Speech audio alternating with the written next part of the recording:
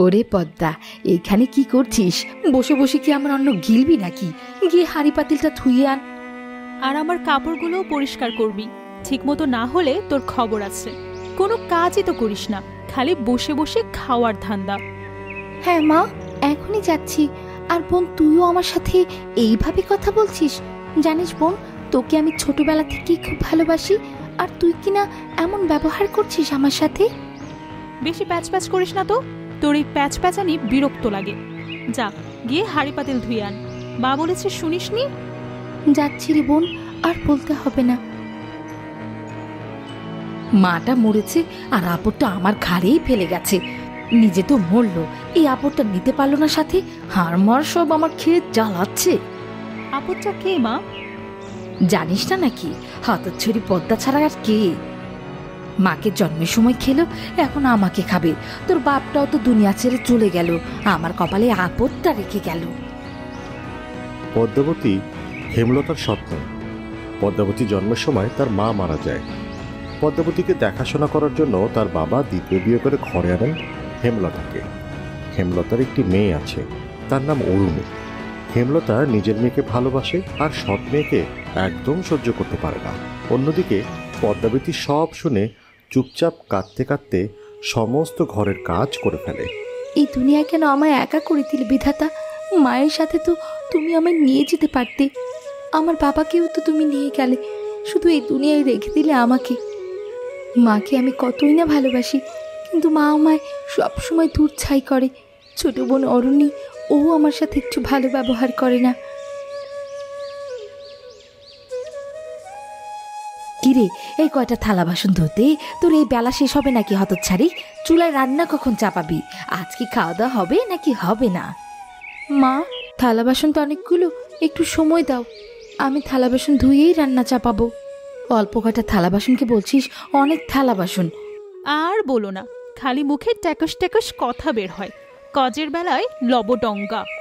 তুই ঠিকই বলেছিস অরুণী, এই আপদটা যে কোনো কাজেরই নয়। এখন মাত্র তরকারি কাটাকুটা করছিস, কখন রান্না করবি আর আমরা খাবো কখন শুনি? আমায় একটু সময় দাও মা, আমি সব রান্না করি, তোমাদের সময় মতো খাবার খেতে দিয়ে দেব। ঠিক আছে, তাড়াতাড়ি কর। হেমলতা পদ্মাবতীকে সব কাজ করতে দিয়ে ঘরে চলে যায়। পদ্মাবতী সব রান্না একা একা সেচ করে মা আর বোনকে খাবার বেড়ে দেয়। যখন পদ্মাবতী নিজের প্লেটে ভাত বাড়তে শুরু করে, নবাব জাদি, আর কত খাবি? সব তো শেষ করেছিস খেয়ে খেয়ে, আর কত খাবি? এখন যা, এইখান থেকে যা। মা, আমি সারাদিন কিছু খাইনি, আমাকে একটু খেতে দাও না। আর খাই খাই করিস না তো, মা বলেছে না খেতে হবে না। যা এখান থেকে, এখন যা। খুব পিপাসা পেয়েছে অনেক, এখন পানি কোথায় পাই? কি স্বচ্ছ পানি, এখান থেকে একটু পানি পান করে তৃষ্ণা মিটাই আপাতত। এই আমি কোথায় এসে পড়লাম? এটা কোন রাজ্য? এত সুন্দর রাজ্য আমি তো আগে কখনো দেখিনি। বাহ, চারদিকে কত সুন্দর সুন্দর ফুল ফুটে আছে। স্বাগত কন্যা তোমাকে। তুমি এখানে কিভাবে এলে? আমি তো নদীতে পড়ে গিয়েছিলাম। এটা কোথায়? আর তুমি তুমি কথা বলছো কিভাবে? এটা অলৌকিক ফুলের রাজ্য, এখানে সবকিছুই কথা বলে। শুধু আমি নই, লতা পাতা গাছ পশু পাখি সবাই কথা বলতে পারে। সত্যি? তাহলে কি আমি এখানে থাকতে পারবো?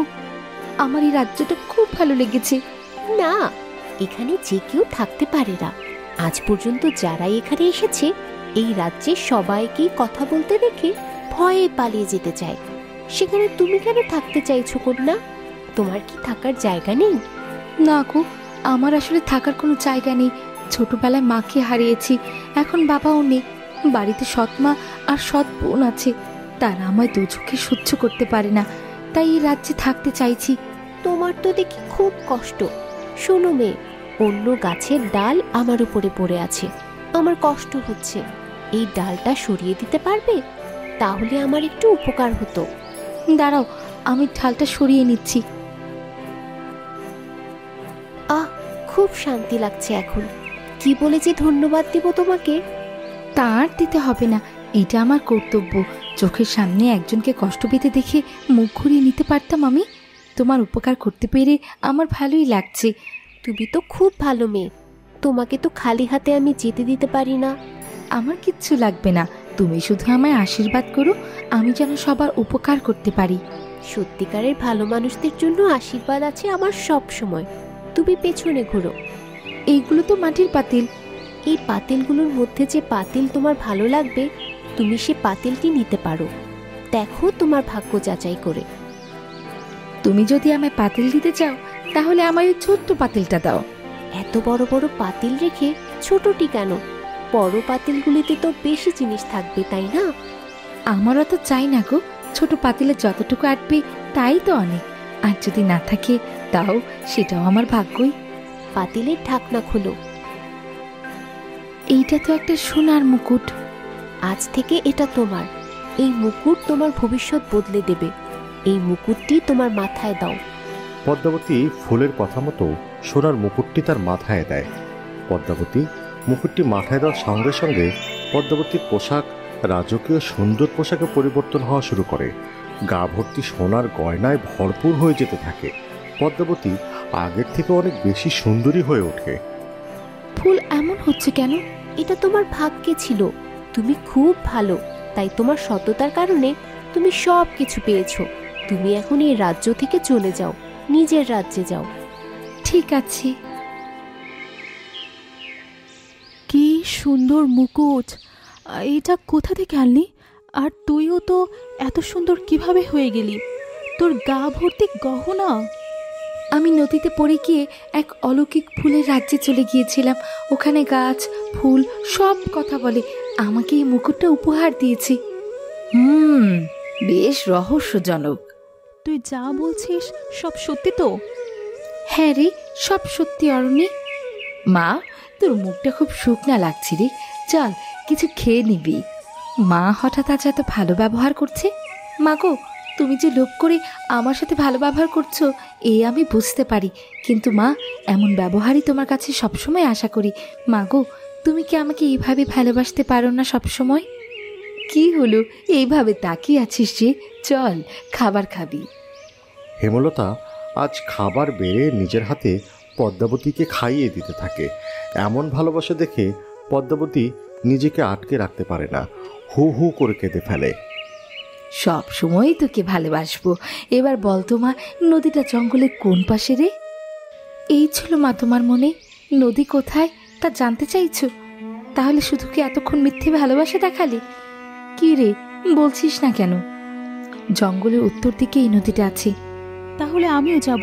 মা, আমি ওর থেকে অনেক অনেক বেশি সোনা আনবো, নিচে আরো সুন্দর হয়ে ফিরে আসবো। আমায় আশীর্বাদ করো মা, আমি যাচ্ছি। বোন, লোভ করিস না, ওই রাজ্যে কোনো বিপদ থাকতে পারে। নিজের বেলায় বিপদ নেই তাই না? যখন শুনলি অনেক সোনা আনবো তখনই তোর আমায় ভয় দেখাতে ইচ্ছে হলো। তুই কখনোই আমার ভালো চাস না। না বোন, আমি তোর ভালো চাই সব সময়। যা তোমা অরণি, তুই যা, অনেক সোনা দানা নিয়ে আয়, ওর কথা শুনিস না। আচ্ছা মা। পদ্মা তো এই নদীর কথাই বলেছে। এই নদীর অতলেই আছে অলৌকিক ফুলের রাজ্য। স্বাগতম কন্যা তোমায়। কিন্তু তুমি কে? এখানে কিভাবে এসেছো? পদ্ম মনে হয় এই ফুলের কথাই বলেছে। কিছু বলছো না যে? আমি পদ্মাবতীর বোন, সোনা নিতেই এখানে এসেছি। আমাকে সোনার মুকুট দাও, অনেক অনেক সোনা দাও, সুন্দর করে দাও আমায়। তুমি তাহলে পদ্মাবতীর বোন, সোনা নিতেই এখানে এসেছো? হ্যাঁ হ্যাঁ, অনেক অনেক সোনা লাগবে আমার। পদ্মার থেকেও সুন্দর হতে চাই আমি। শোনো না, আমার উপর অন্য একটি গাছের ডাল এসে আছে, সরিয়ে দাও না দয়া করে, আমার খুব কষ্ট হচ্ছে। চুপ কর, আমাকে সোনার মুকুট দে। আমি কি 5 ফরমাস খাটতে এসেছি নাকি এখানে? ও, তা তো ঠিক বলেছো তুমি। আচ্ছা তুমি পিছন ঘুরো, এইখানে তোমার যেটি পছন্দ সেটি নিয়ে এসো। হ্যাঁ, এটাই পছন্দ। এই পাতিলটি তোমার পছন্দ? ঢাকনা খুলো তাহলে। সোনার মুকুটে দিলে? ধর। সোনার মুকুট মাথায় দাও। আচ্ছা ঠিক আছে। অরুণী সেই সোনার মুকুটটি মাথায় দেওয়ার সঙ্গে সঙ্গেই মুকুটটি সাপে পরিণত হয়। অরুণীর সুন্দর চেহারা নষ্ট হয়ে কুৎসিত কদাকার হয়ে যায়। ফুল, এ কি হচ্ছে? এটা কি হচ্ছে আমার সাথে?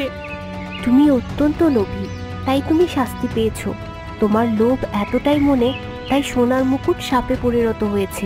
যাও এখান থেকে, আর কোনো দিন আসবে না। এ কি অবস্থা তোর?